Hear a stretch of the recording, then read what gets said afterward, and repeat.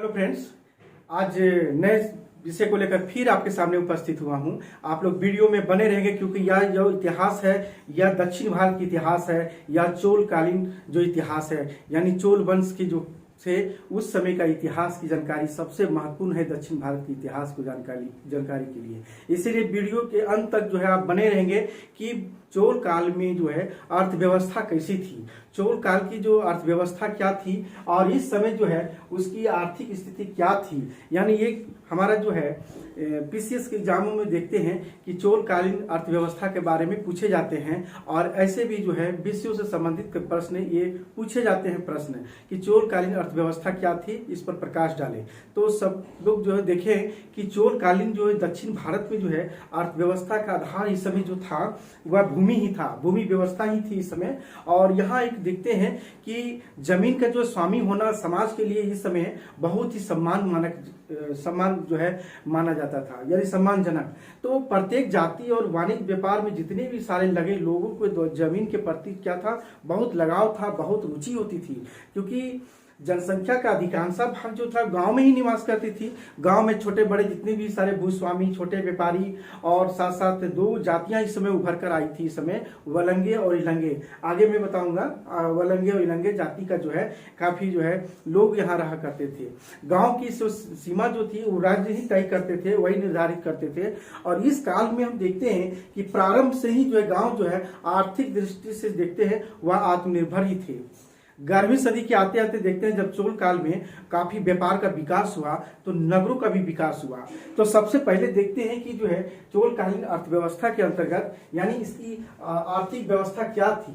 आर्थिक व्यवस्था यानी इसकी क्या थी, आय का प्रमुख स्रोत क्या था, भू राजस्व था, भू राजस्व भूमि था, इसी से टैक्स जो मिलता था, इसी से सबसे बड़ा स्रोत था। उपज का जो है 1/6 भाग ही जो है ये राज्य को मिलता था।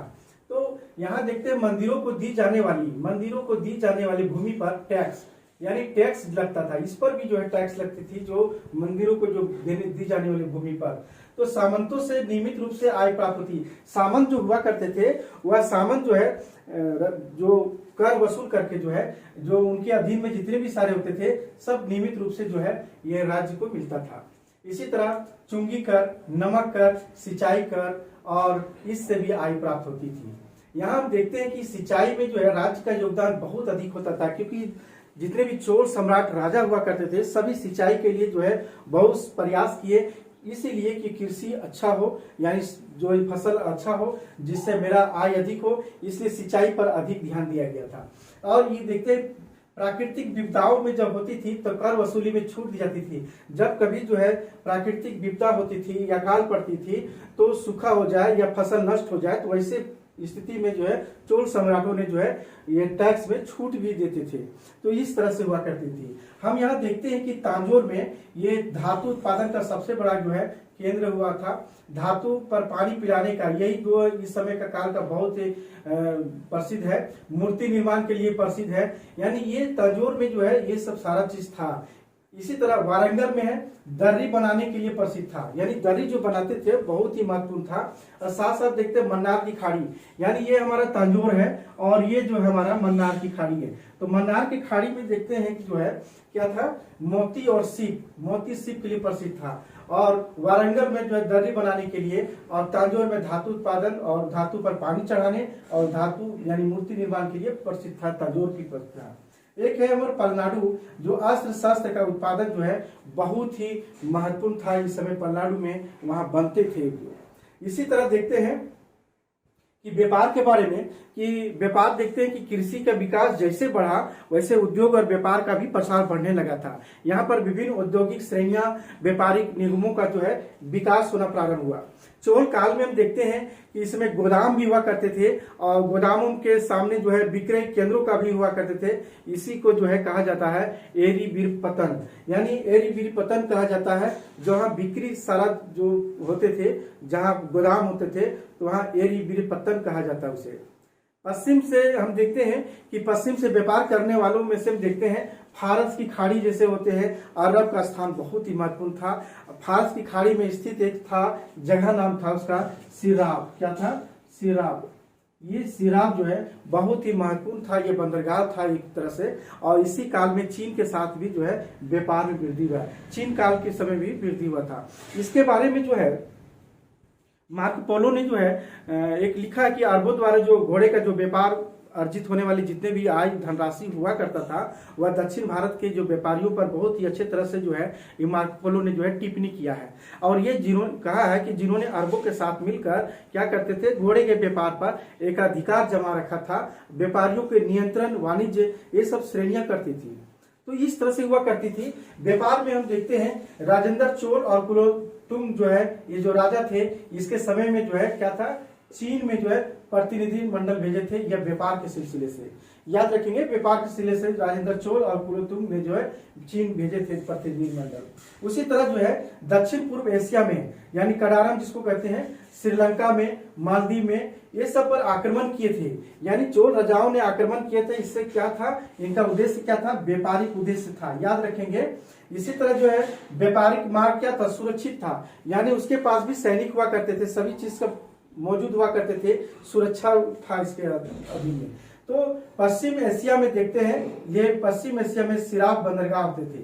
सिराब बंदरगाह सबसे बड़ा केंद्र था ये। बाद में जो है इसी के बाद जो है किस एक जगह है, वहीं पर एक महत्वपूर्ण केंद्र फिर बना, यानी सिराब के बाद किस जो बना था। पश्चिम भारतीय बंदरगाह में कौन कौन से जो है यह बंदरगाह था जो व्यापार के सिलसिले में बहुत ही महत्वपूर्ण था। ये देखते हैं केम्बे के खाड़ी, थाना, क्यूलोन, कोचीन, ये क्यूलोन हो गया, कोचीन आगे है कोचीन। तो इस तरह से पश्चिम बंदरगाह के ये सब जो है बंदरगाह महत्वपूर्ण था। पूर्वी भारतीय बंदरगाह महाबलीपुरम, यानी इस साइड में, यानी इस साइड की जो क्षेत्र है, यानी महाबलीपुरम, अरिकामेडू यहाँ है, उसी तरह मछलीपट्टनम, सल्लीपुर, ये सब क्या था, पूर्वी भारतीय बंदरगाह, यानी इन क्षेत्रों पर जो है बंदरगाह थे और इधर बंदरगाह थे और इससे व्यापार के सिलसिले से जाया करते थे। तो इस तरह से देखते हैं कि प्रमुख जो है व्यापारिक संगठन हुआ करते थे। इस समय जो है चोल काल में एक व्यापारियों का भी संगठन हुआ करता था और संगठन में देखते कौन था महत्वपूर्ण, नाना देशीय संगठन।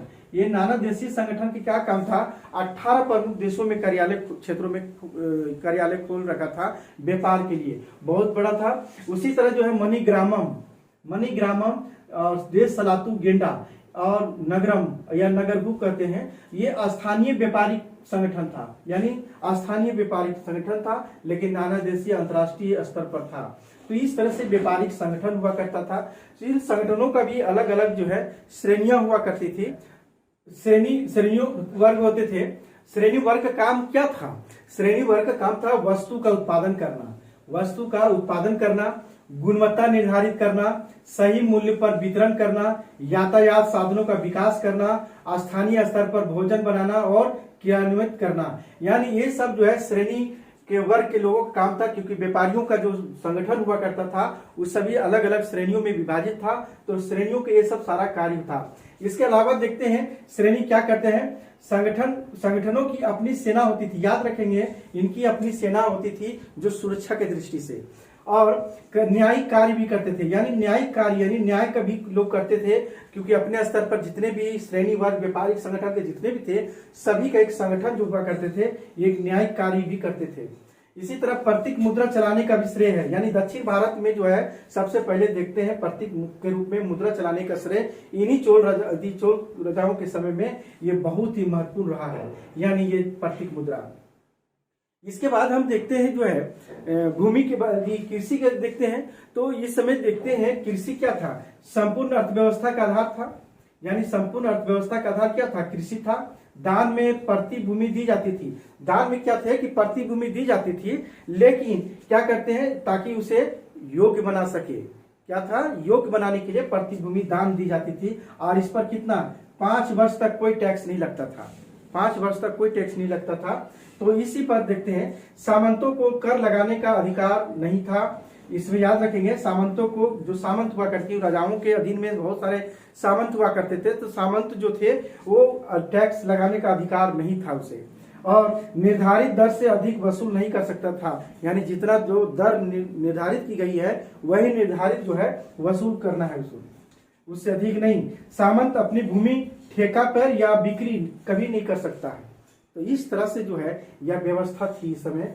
और इस समय की व्यवस्था और हम देखते हैं कि भूमि के प्रकार, यानी सबसे महत्वपूर्ण है कि भूमि के प्रकार हम देखते हैं। इसमें भू व्यवस्था भी थी। चोलों के समय में 4 प्रकार की जो भू व्यवस्था भी थी और भूमि के प्रकार भी 4 हमारी है। भूमि का सबसे बड़ा विशाल जो भूभाग जो था वह जो राजकीय भूमि था, जिसे क्या कहा जाता है, प्रभुमान्यम। याद रखेंगे, प्रभुमान्यम। ये हमारा सरकारी यानी जो है राजाओं के अधीन में जो विशाल भूमि था वही प्रभुमान्यम वह भूमि कहलाता था।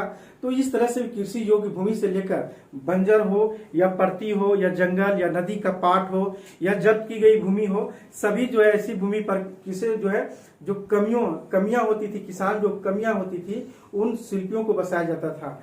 कमी किसान जो होते थे और जो शिल्पियों को इन क्षेत्रों पर बसाए जाते थे, जो बंजर हो, जो नदी का पाट हो, परती भूमि में ऐसे बसाए जाते थे।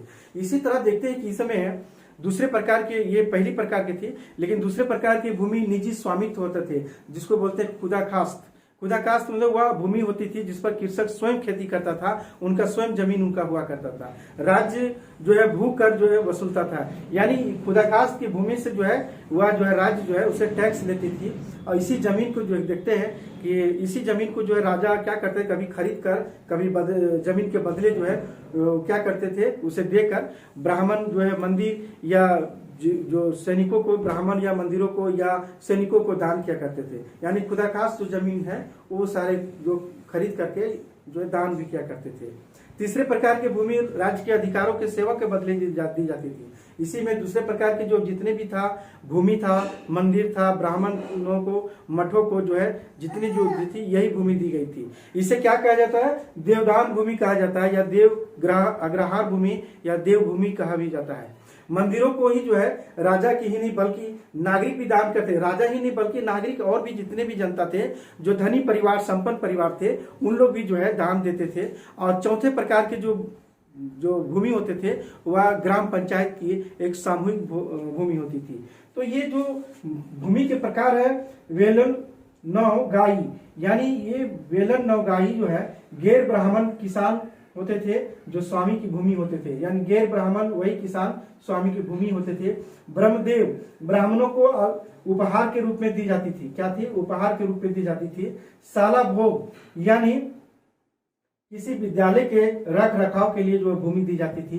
देवदान, मंदिरों को उपहार में दी गई भूमि को देवदान। और पल्ली चंदम, यानी जैन संस्थाओं को जो दी गई भूमि, ये इस तरह से जो है भूमि के प्रकार है। और ये भूमि के प्रकार को याद रखेंगे, ये प्रश्न पूछे जाते हैं, मिलान चिन्ह में भी पूछे जाते हैं।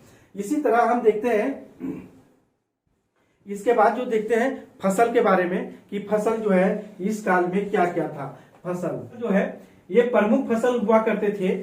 चावल, याद रखेंगे, चावल, जौ, ज्वार, बाजरा, गेहूं, ये प्रमुख फसलों में से आते हैं। इसी प्रकार देखते हैं व्यवसायिक फसल, ईख है, कपास है इत्यादि। यानी ये व्यवसायिक फसल और प्रमुख फसल जो है बहुत ही महत्वपूर्ण था। इस समय सर्वाधिक आय जो है किससे होती थी, पान से होती थी, कि दक्षिण भारत में बहुत पान होती थी। नील की खेती यानी क्यूलोन की यहाँ पर नील की खेती बहुत होती थी। इसके अलावा इन क्षेत्रों में क्या है, मालाबार तट के क्षेत्रों में, जो पहाड़ियों में, ये सब में हमारा जो है काली मिर्च, अदरक, इलायची, सुपारी, ये सब क्या करते, व्यापार करते थे, यानी जो है एक्सपोर्ट करते थे। इसी तरह जो देखते हैं कि इस समय जो है, इसके अलावा हम देखते हैं कि इसमें उद्योग भी बहुत ही महत्वपूर्ण था, क्योंकि रत्न उद्योग, धातु उद्योग, वस्त्र उद्योग, काठ उद्योग, चर्म उद्योग, नमक उद्योग, समुन्नत, ये सब सारा क्या था, बहुत ही व्यवस्थित रूप से और विशिष्ट रूप से समुन्नत थी। ये नमक क्या था, राजकीय स्वामित्व में नहीं था, ये राजकीय स्वामित्व में बाद में नहीं था ये। इसी तरह हम देखते हैं वस्त्र, ये भी हम देखते हैं, ये इस समय उद्योग के अंतर्गत अगर हम देखते हैं कि धातु की जो मूर्ति कला, धातु पर जो पानी चढ़ाना, इस युग का जो व्यवसाय बहुत ही महत्वपूर्ण होकर उभरे थे। जिसने हमने बताया था तांजोर में धातु उत्पादन, धातु पर पानी चढ़ाने और धातु निर्माण के लिए जो है प्रसिद्ध जो है, ये बहुत ही महत्वपूर्ण था उद्योग, इस समय नया उभर कर आया था। वस्त्र देखते हैं, सूती वस्त्र, रेशम वस्त्र जो क्या था, बहुत ही प्रसिद्ध था। लेकिन यहाँ केंद्र के रूप में कौन था सूती वस्त्र का, उरेयूर और अरिकामेडू, ये दोनों केंद्र था सूती वस्त्र का, बहुत बड़ा था। इसी तरह हम देखते हैं सिक्के के बारे में, स्वर्ण सिक्का कलंजू कहा जाता था। याद रखेंगे, प्रश्न बहुत इंपॉर्टेंट है ये कि ये दक्षिण भारत में जो हमारा जो था यानी चोलकालीन सिक्का, स्वर्ण सिक्का, उसको क्या बोलते हैं, कलंजू। एक और था हमारा स्वर्ण सिक्का कासू, लेकिन कलंजू के आधे बराबर था, यानी जितना था उसका आधा बराबर कासू भी था, सोने के सिक्के थे। इसके अलावा सबसे छोटा सिक्का मांडिया बोला जाता है इसे, और चांदी का सिक्का ये तीर्थम बोला जाता था। इस तरह से जो है या जो है तीर्थम बोला जाता था। इसमें हम देखते हैं उत्तम चोल के सिक्कों में एक मादई जो है एक कहा जाता था, यानी इनके सिक्के में भी कहा जाता था उत्तम चोल, यानी उत्तम चोल के अंतर्गत जो है मादई, यानी बहुत ही महत्वपूर्ण ये भी है कि मादई कहा जाता था इनके सिक्के को, याद रखेंगे ये मादई कहा जाता था। उत्तम चोल के समय में यह जो है सिक्का भी था जो मादई कहा जाता था। चोल सिक्कों का ढेर जो है एक धवलेश्वरम नामक स्थान था, यानी सिक्के का जो ढेर, सिक्के का ढेर जो है वो कहाँ मिले हैं, धवलेश्वरम, यानी धवलेश्वरम में मिला है, सिक्के का ढेर मिला है। राजराज प्रथम जो थे वो राजाधिराज जो थे, कुछ सिक्के उनको भी श्रीलंका में मिले हैं, जो इस तरह से पुष्टि करता है कि उसके अधिकारी जो है वहां पर अधीन में हुआ होंगे, इसलिए वहां भी कुछ सिक्के मिले श्रीलंका में। निचले स्तर पर छोटे लेन देन भी हुआ करते थे। निचले स्तर पर क्या था, वस्तुओं का लेन देन वस्तु विनिमय प्रणाली पर आधारित भी थी, इसमें प्रचलित भी थी इस समय सिक्के का। तो इस तरह से देखिए आप जितने भी चोलकालीन अर्थव्यवस्था यानी चोल काल की जो आर्थिक व्यवस्था क्या थी, ये प्रश्न है। तो आप जो है आर्थिक व्यवस्था को पहला पॉइंट बना करके लिखेंगे, उसके बाद व्यापार को पॉइंट बनाकर लिखेंगे, उसके बाद जो है श्रेणी वर्ग को भी आप कर दीजिएंगे। उसी तरह कृषि है, कृषि का भी पॉइंट बना करके, और फसल, उद्योग, वस्त्र, सिक्के, ये सब पॉइंट बनाकर अपना एक बहुत ही बेहतरीन तरीके से जो है आपका नोट्स तैयार होंगे। इसलिए ध्यान रखेंगे इस टॉपिक पर, और ये बहुत ही महत्वपूर्ण टॉपिक है। तो आज की क्लास यहीं समाप्त करते हैं।